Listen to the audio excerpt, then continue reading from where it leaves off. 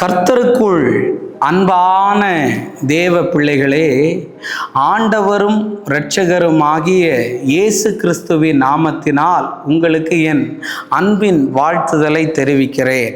இந்த நாளிலேயும் மார்க்கு எழுதின சுவிசேஷம் 9வது அதிகாரம் அதனுடைய 24வது வசனத்தை வாசிக்கிறேன். உடனே பிள்ளையின் தகப்பன், விசுவாசிக்கிறேன் ஆண்டவரே, என் அவிசுவாசம் நீங்கும்படி உதவி செய்யும் என்று கண்ணீரோடு சத்தமிட்டு சொன்னான் என்று எழுதியிருக்கிறத நம்மளால் பார்க்க முடியும். இன்னைக்கு என் மெசேஜோடைய தலைப்பு என்ன தெரியுமா? இப்படி ஒரு ஜெபத்தை நீங்களும் நானும் ஏறெடுக்கணும்னு சொல்லி ஆண்டவரும் விரும்புகிறாரு, பிரசங்கம் பண்ணுற நானும் விரும்புகிறேன். அந்த ஜெபம் என்ன தெரியுமா? தீயிலையும் தண்ணியிலையும் ஒரு வாலிப பையனை ஒரு பிசாசு தள்ளி விட்டுக்கிட்டே இருக்குமா. அவன் வாயிலிருந்து நுரையா வருமா. அப்போ இயேசுகிட்ட இவனை கொண்டு போன உடனே பாருங்க, அந்த தகப்பன் தன்னுடைய பிள்ளைக்காக ஜெபிக்க சொல்லலை. முதல்ல யாருக்காக ஜெபம் பண்ண சொல்றாரு தெரியுமா? எனக்காக ஜெபம் பண்ணுங்க. என்னன்னு ஜெபம் பண்ண சொல்றாரு தெரியுமா? எனக்குள்ளாடி நீங்க அற்புதம் செய்வீங்கன்னு தெரியும், ஆனாலும் எனக்குள்ள பயங்கரமான அவிசுவாசம் இருக்கு. இந்த அவிசுவாசம் நீங்கும்படி கண்ணீரோட அவன் ஜெபிச்சான்னு வேதத்துல எழுதி இருக்குது.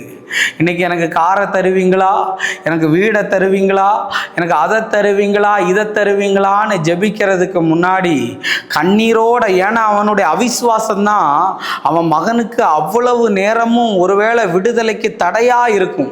100க்கு அதிபதியை பாருங்க, நான் வீட்டுக்கு போறதுக்கு முன்னாடி நீங்க சொல்ற வார்த்தை அவனை சுகமாக்கும்னு அவரை விசுவாசிச்சான்.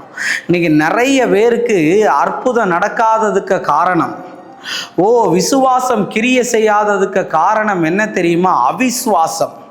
அவன் போய் ஆண்டவர்கிட்ட அதை ஒரு ப்ரேயர் ரிக்வஸ்டாக வைக்கிறான். ஆண்டவரே, உங்களை நான் நம்புகிறேன், ஆனால் சில நேரங்களில் உங்களை நம்பக்கூடாதபடி இந்த சூழ்நிலைகளெல்லாம் சாதகமாக இல்லாததுனால நிறைய அவிசுவாசம் இருக்குன்னு.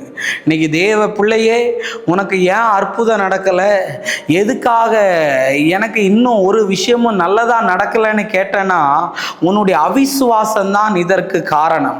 இன்னைக்கு கர்த்தரிடத்துல கையை உயர்த்தி என்னோட கூட சேர்ந்து ஜோமன்னு, ஆபிரகாமுடைய சரீரம் செத்து போனது, சாராளுடைய கற்பம் விழுந்து போனது, அவ விசுவாசிப்பதற்கு ஏதுவில்லாது இருந்த போதிலும் அவன் தேவனை விசுவாசித்தான், அதுதான் அவனுக்கு நீதியா எண்ணப்பட்டது.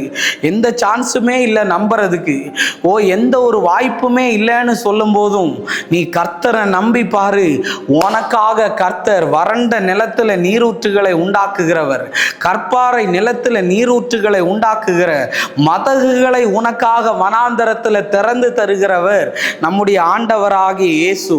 அதனால இன்னைக்கு கர்த்தருடைய வார்த்தையை கேட்கிற சகோதரனே, சகோதரியே, அவிசுவாசம் நீங்கட்டும். எக்ஸாமுக்கு பாஸ் ஆவானா ஃபெயில் ஆவானான்னு கேட்டாலே உனக்கு அவிசுவாசம் தான்.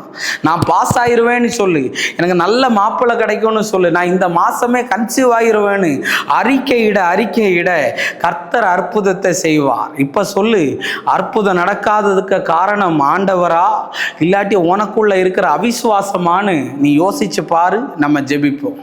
அன்பான நல்ல ஆண்டவரே, இந்த நேரத்துக்காக நன்றி சொல்றேன். ஆண்டவரே, நீங்க எங்க கூட பேசின தீர்க்க தரிசனமான வார்த்தைகளுக்காய் நன்றி. ஆண்டவரே, அந்த அவிசுவாசம் எங்களை விட்டு நீங்கி விசுவாசம் வரட்டும்னு ஜெபிக்கிறேன். இயேசுவின் நாமத்தில் வேண்டுகிறேன் நல்ல பிதாவே. ஆமேன், ஆமேன். God bless you. கர்த்தர் உங்களை ஆசீர்வதிப்பார்.